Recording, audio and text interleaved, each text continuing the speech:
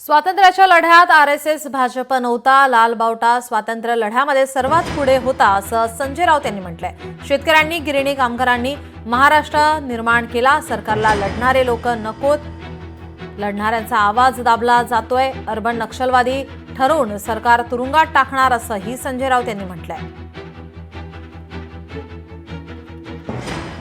मेळावा पार पडला, यावेळी संजय राऊत आणि राज ठाकरे एकत्र पाहायला मिळाले, एकाच मंचावर पाहायला मिळाले। यावेळी संजय राऊत यांनी स्वातंत्र्याच्या लढ्यात आरएसएस भाजप नव्हता, लाल बावटा स्वातंत्र्य लढ्यात सर्वात पुढे होता असं वक्तव्य केलंय। शेतकऱ्यांनी, गिरणी कामगारांनी महाराष्ट्र निर्माण केला, लढणाऱ्यांचा आवाज दाबला जातोय असंही संजय राऊत यांनी वक्तव्य केलं आहे।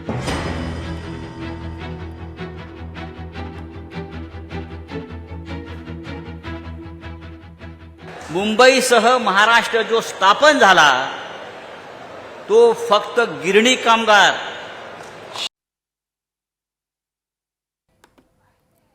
शेतकरी कामगार पक्षाचा आज पनवेलमध्ये 78वा वर्धापन दिन साजरा झाला। या कार्यक्रमामध्ये, या मेळाव्यामध्ये संजय राऊत, राज ठाकरे यांनी सरकारवर टीका केली आहे।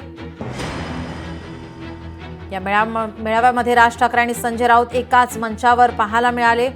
स्वातंत्र्याच्या लढ्यात आरएसएस भाजप नव्हता, लाल बावटा स्वातंत्र्य लढ्यात सर्वात पुढे होता असं वक्तव्य संजय राऊत यांनी केलं आहे।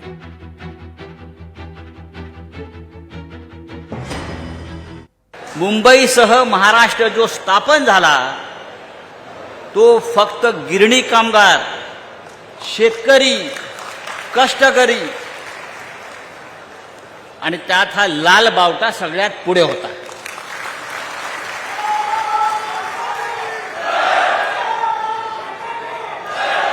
हा लाल बावटा स्वातंत्र्याच्या लढ्यामध्ये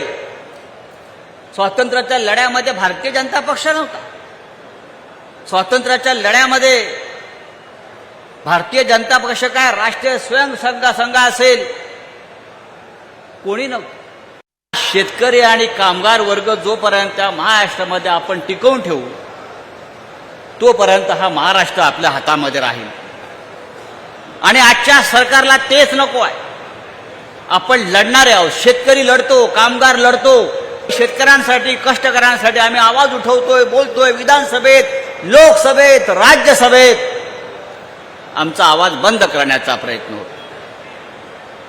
आता तर तुम्ही हातामध्ये लाल बावटा घेतलात, मगाशी राज ठाकरे साहेबांनी सांगितलं, लाल बावटा घेतला की तुम्हाला नक्षलवादी ठरवून तुरुंगात टाकलं जाईल, अशा प्रकारचा कायदा आणला। लोकशाही मराठी ऐका, पहा, जागरूक रहा।